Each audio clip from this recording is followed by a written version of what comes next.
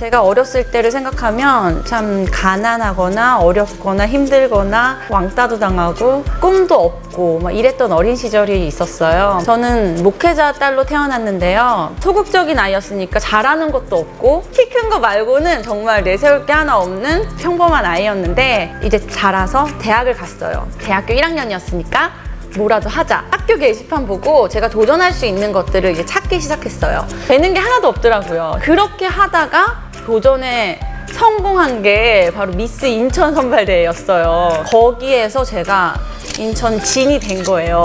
전국대회를 이제 나가게 된 거예요. 어떡하지? 대회를 나갈 수 있을까? 그리고 합숙을 하는 기간 동안 입을 옷가지들이 필요하고 무대 위에서 입을 드레스가 필요하거든요. 그런 것들을 내가 어떻게 충당할 수 있을까 막 고민을 하고 하나님한테 하나님 저 대회를 나갈 수만 있게 해주세요 라고 기도를 했는데 그때 50주년이었거든요. 공평하게 하겠다라는 취지하에 모든 후보들에게 단체복을 나눠줬어요. 구두며 운동하며 운동복이며 다 나눠주고 무대 위에서 입을 드레스까지도 다 일괄적으로 협찬을 해주신 거죠. 저한테는 너무 감사한 조건이 되게 해주신 거죠. 그 아름다운 아가씨들 70명이 모여있을 때 제가 가장 많이 고민했던 부분이 아름다움에 대한 부분이었어요. 정말 하나님이 보시기에 아름답다는 건 뭘까요? 라는 고민을 정말 내어놓고 기도했을 때 그때 제게 주신 말씀이 고운 것도 거짓되고 아름다운 것도 헛되나 오직 여호와를 경외하는 여자는 칭찬을 받을 것이다. 하나님께서 저에게 주셨던 메시지들을 가슴에 품고 본선 무대에 올랐어요. 모든 친구들이 다 자기소개라는 걸 해요. 자기의 이제 자랑을 하는 거죠. 제가 내세우고 자랑할 게 없더라고요. 그때 이제 제가 고백했던 멘트가 가장 고귀한 아름다움은 섬김과 나눔이라고 생각을 합니다. 제가 가진 순수한 아름다움으로 섬김과 나눔을 꼭 실천하는 미스코리아가 되겠습니다. 그리고 나서 이제 제가 2등을 한 거예요. 3개월 만에 너무 많은 변화를 얻은 거예요. 왜냐면 3개월 전에는 뭐 해야 되지? 내가 뭘 할 수 있지? 했던 그런 평범한 여대생이 갑자기 나라를 대표해서 세계대회에 갔다 와서 태극기를 막 흔들고 사실 우울증까지 겪을 만큼 힘들었던 시간이 있었는데 하나님 저 앞으로 어떻게 살아요? 새벽기도 하면서 도전했을 때 하나님께서 섬김과 나눔을 꼭 실천하는 미스코리아가 되겠다고 했던 그 멘트를 저에게 기억하게 하시더라고요. 하나님께서 내가 정말 그 말한 대로 살기를 원하시는구나.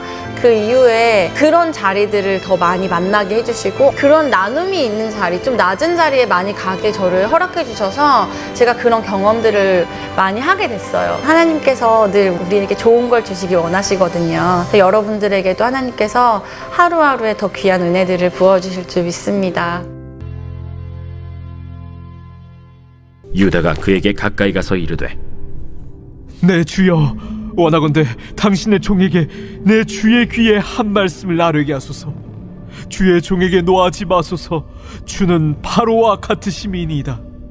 이전에 내 주께서 종들에게 물으시되 너희는 아버지가 있느냐 아우가 있느냐 하시기에 우리가 내 주께 아뢰되 우리에게 아버지가 있으니 노인이요 또 그가 노년에 얻은 아들 청년이 있으니 그의 형은 죽고 그의 어머니가 남긴 것은 그뿐이므로 그의 아버지가 그를 사랑하나이다 하였더니 주께서 또 종들에게 이르시되 그를 내게로 데리고 내려와서 내가 그를 보게 하라 하시기로 우리가 내 주께 말씀드리기를 그 아이는 그의 아버지를 떠나지 못할지니 떠나면 그의 아버지가 죽겠나이다. 주께서 또 주의 종들에게 말씀하시되 너희 막내 아우가 너희와 함께 내려오지 아니하면 너희가 다시 내 얼굴을 보지 못하리라 하시기로 우리가 주의 종 우리 아버지에게로 도로 올라가서 내 주의 말씀을 그에게 아뢰었나이다. 그 후에 우리 아버지가 다시 가서 곡물을 조금 사오라 하시기로 우리가 이르되 우리가 내려갈 수 없나이다. 우리 막내 아우가 함께 가면 내려가려니와 막내 아우가 우리와 함께 가지 아니하면 그 사람의 얼굴을 볼 수 없음이니이다. 주의 종 우리 아버지가 우리에게 이르되 너희도 알거니와 내 아내가 내게 두 아들을 낳았으나 하나는 내게서 나갔으므로 내가 말하기를 틀림없이 찢겨 죽었다 하고 내가 지금까지 그를 보지 못하거늘 너희가 이 아이도 내게서 데려가려 하니 만일 재해가 그 몸에 미치면 나의 흰머리를 슬퍼하며 스올로 내려가게 하리라 하니 아버지의 생명과 아이의 생명이 서로 하나로 묶여 있거늘 이제 내가 주의 종 우리 아버지에게 돌아갈 때에 아이가 우리와 함께 가지 아니하면 아버지가 아이의 없음을 보고 죽으리니 이같이 되면 종들이 주의 종 우리 아버지가 흰머리로 슬퍼하며 스올로 내려가게 함이니이다. 주의 종이 내 아버지에게 아이를 담보하기를 내가 이를 아버지께로 데리고 돌아오지 아니하면 영영히 아버지께 죄짐을 지리다 하였사오니 이제 주의 종으로 그 아이를 대신하여 머물러 있어 내 주의 종이 되게 하시고 그 아이는 그의 형제들과 함께 올려보내소서. 그 아이가 나와 함께 가지 아니하면 내가 어찌 내 아버지에게로 올라갈 수 있으리까?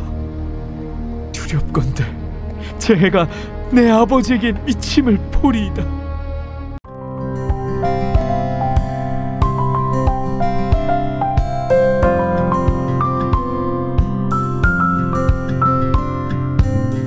우리에게는 마음속에 알게 모르게 아픔과 상처가 있는데요. 하나님이 요셉이라고 하는 사람을 통해서 그 아픔과 상처를 치유하신다라고 믿습니다.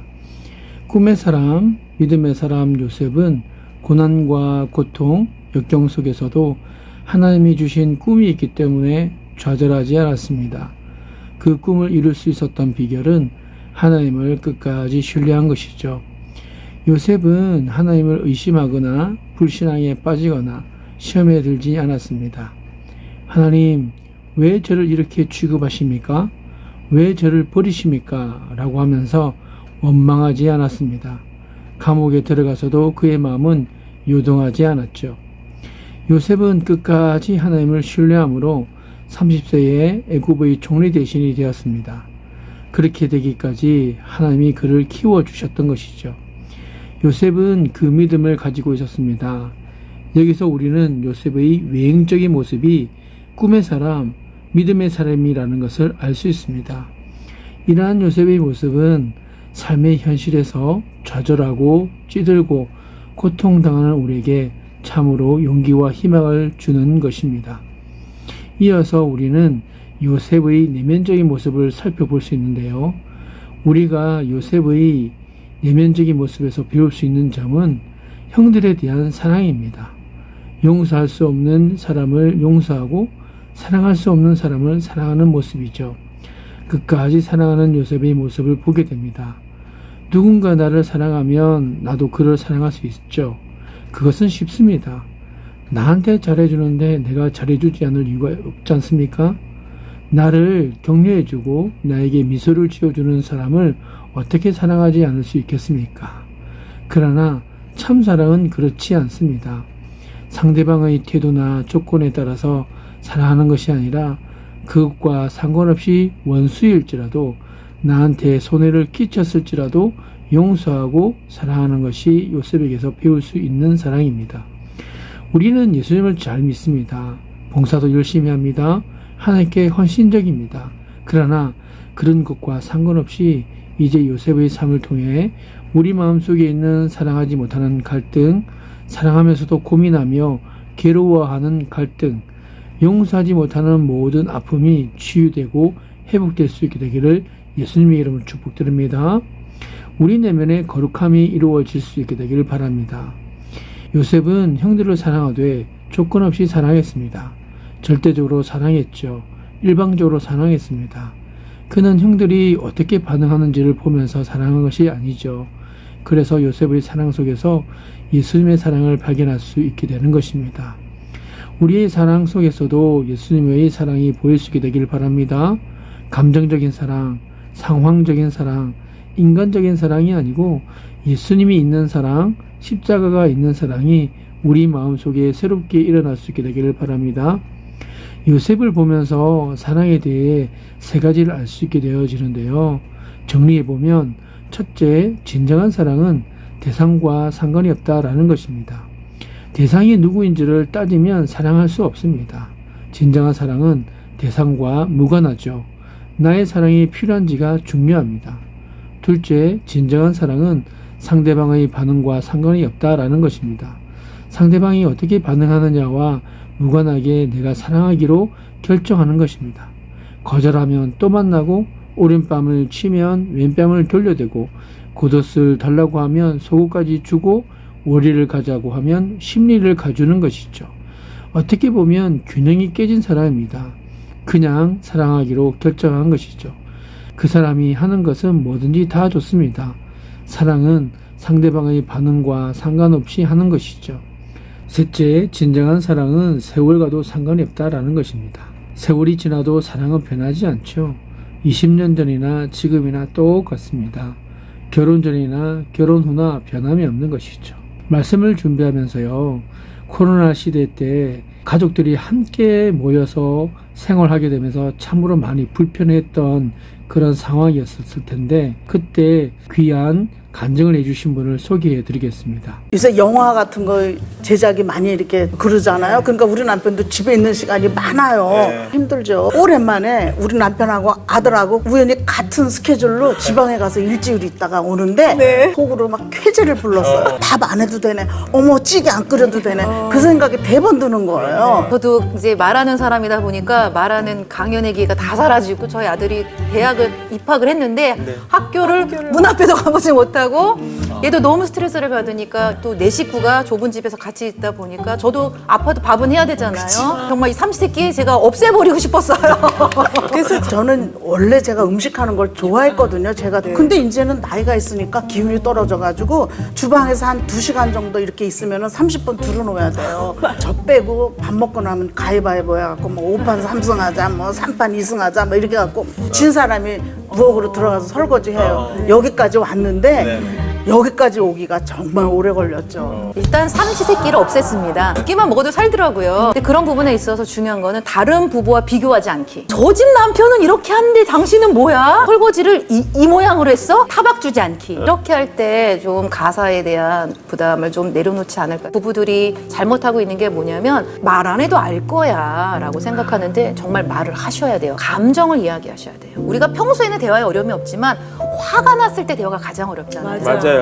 그래서 화났을 때는 타임아웃. 우리가 한 30분이나 1시간 정도 서로 떨어져 있다가 감정을 가라앉히고 생각을 정리해서 다시 만나자. 근데 그럴 때 제일 먼저 누구랑 소통해야 되냐면 나와 내 자신이 소통을 해야 돼요. 나는 지금 뭐 때문에 화가 났지? 내 기대가 좌절돼서 화가 났나? 불안해서 화가 났나? 상처가 건드려져서 화가 났나? 나와의 소통을 통해서 내가 이것 때문에 화가 났구나라는 거를 이제 인지하고 나면은 가라앉고 난 배우자와 만나서 그걸 소통을 하셔야 돼요. 여보 나는 이럴 때 이렇게 화가 나는 거야. 이렇게 대화를 하면 사실 갈등이 대부분이 이제 풀리거든요. 우울한 것은 당연합니다. 또 이제는 코로나 레드라 그래가지고 화가 나잖아요. 내가 안에서 느끼는 감정을 좀 수용해 주시고 저는 표현하라고 말씀을 드립니다. 저는 최근에 감사를 그냥 의무적으로 하나씩 찾게 됐거든요. 그래도 이 땅에서 허락한 가족이 함께하는 시간을 저에게 오늘도 주셔서 감사합니다. 감사를 나누다 보니까 좀 이 시기가 저한테는 수월하게 좀 넘어가는 것 같아요. 정서적인 거리와 물리적인 거리를 필요할 때마다 요청하시고 거리를 두고 지내라고 격려를 드리고 싶습니다. 담쟁이 잎 하나는 담쟁이 잎 수천 개를 이끌고 결국 그 벽을 넘는다. 흔들리지 않고 피는 꽃이 어디 있으랴. 이 세상 그 어떤 아름다운 꽃들도 다 흔들리면서 피었나니. 한 번쯤 들어봤을 이 시를 쓴 분은 도종환 시인이죠.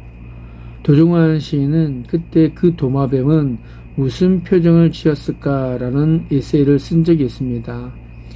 옛날 도종환 시인이 일본을 잠시 방문했을 때에 들은 이야기를 에세이로 쓰신 것인데요. 도쿄에서 한 스타디움을 확장하기 위해서 공사장 인부들이 지붕에 올라갔다가 건축 당시에 박혔던 못에 박혀서 꼼짝달싹 움직일 수 없었던 도마뱀을 발견했다고 합니다. 원래는 꼬리를 자르고 도망가는 것이 도마뱀이지만 어찌된 일인지 도망가지 못하고 못에 박혀 있었다고 합니다. 그런데 놀라운 것은 3년 전에 지은 스타디움이기에 그 상태로 3년 동안 살아 있었다라는 것인데요. 인부들이 보다가 알게 된 것은 그 도마뱀에게 어디선가 나타나서 먹이를 물어다 주는 다른 도마뱀이 있었다라는 것입니다. 참으로 이 글을 읽으면서 저는 못에 박혀서 옴짝달싹 못하는 저 도마뱀의 모습을 내가 일상을 살아가면서 나를 성장하지 못하고 움직이지 못하게 묶어놓은 나만의 생각이 아닐까라는 생각을 해보았습니다. 그리고 그런 묶여있는 나를 살리는 것은 먹이를 물어다 준 도마뱀처럼 알게 모르게 주변에서 오는 따뜻한 말과 행동들이지 않을까 생각해 보았습니다. 한 주간 나를 묶어 놓았던 나의 생각 벗어버리고 주변 사람들과 이야기해 보면서 집이든 카페든 편안한 장소에서 그렇게 쉴 준비를 해보는 것은 어떨까요? 오늘 함께 같이 살펴본 세월이 흘러도 변함이 없어야 진정한 사랑, 요셉의 사랑이 그랬다는 사실을 기억하고 오늘도 그러한 사랑으로 이겨내고 그 사랑으로 한 사람 한 사람 하나님께서 우리에게 부어주신 귀한 사랑을 함께 나누는 복된 걸음을 걸어가시는 저와 여러분이 될 수 있게 되기를 예수님의 이름으로 축복드립니다. 기도하겠습니다. 우리에게 모든 것을 공급해 주시는 하나님, 우리가 우리 자신을 위해 재물을 구하고 탁월한 외모나 능력을 구하기보다는 우리에게 주신 일상에서 예수님의 본을 따라 섬기고 사랑하는 일을 위해 지혜와 힘을 구하는 이들이 될 수 있도록 인도하여 주시옵소서. 몸이 힘겨워서 정서가 고갈되어서 사랑하고 섬기는 일에 물러서지 않도록 우리를 지켜주시고 끊임없이 부어주시는 하나님의 나라의 소망 가운데 하나님이 주시는 힘과 지혜로 일터와 가정에서 행할 수 있도록 인도하여 주시옵소서. 오늘은 특별히 금요 성령 예배가 있습니다. 하나님께서 함께해 주시고 하나님께서 함께 하시는 임재와 능력을 경험하는 시간이 되게 하여 주시고 오늘도 하나님의 선하신 목적을 발견하여서 그 목적에 따라 함께 아름다운 헌신과 결단할 수 있는 이 밤이 될 수 있도록 인도하여 주시옵소서. 모든 것을 주 앞에 맡겨드리며 예수님의 이름으로 기도드리옵나이다. 아멘.